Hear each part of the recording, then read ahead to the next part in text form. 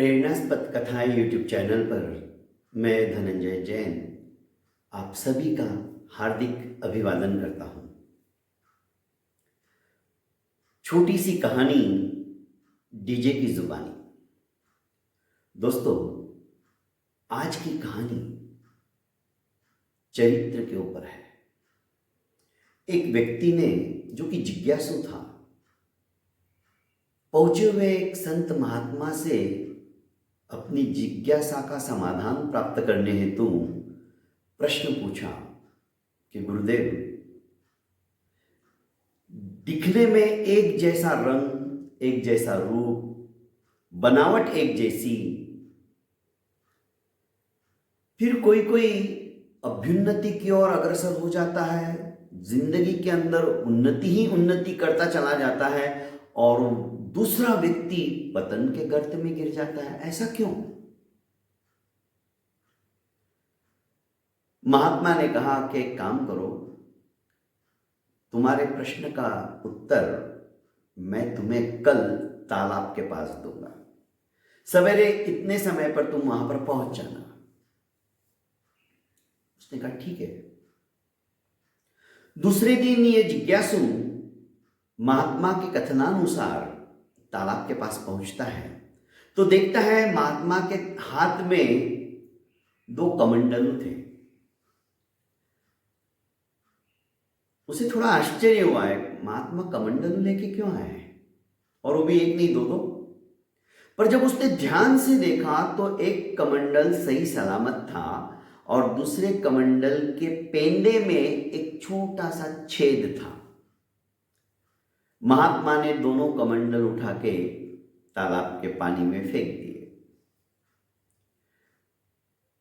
कुछ देर तक कमंडल तैरते रहे।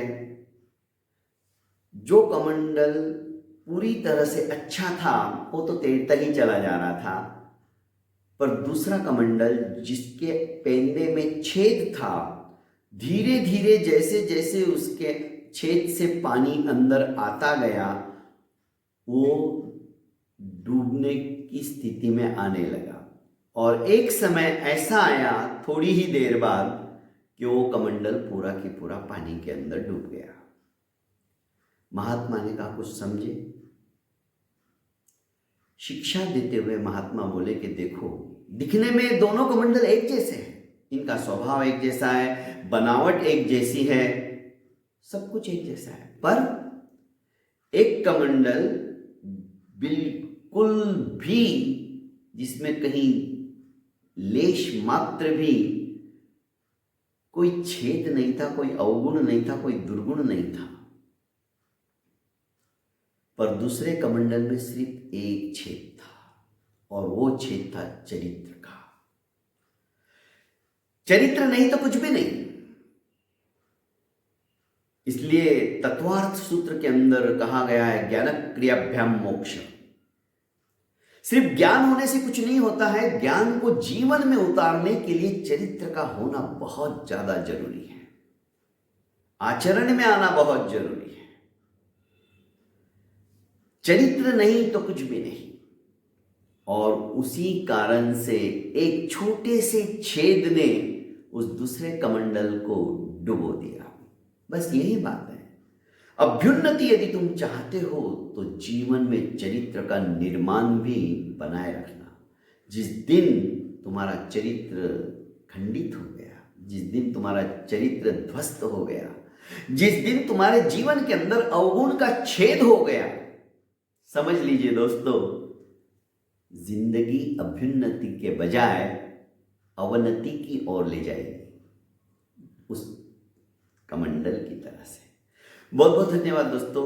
मेरी इस प्रेरणास्पद कथा यूट्यूब चैनल को आपने अभी तक लाइक एवं सब्सक्राइब नहीं किया है तो कर लीजिए और ज़्यादा से ज़्यादा अपनों को फॉरवर्ड कीजिए, क्योंकि अब 1000 कहानियां पूरी होने में ज़्यादा समय नहीं है।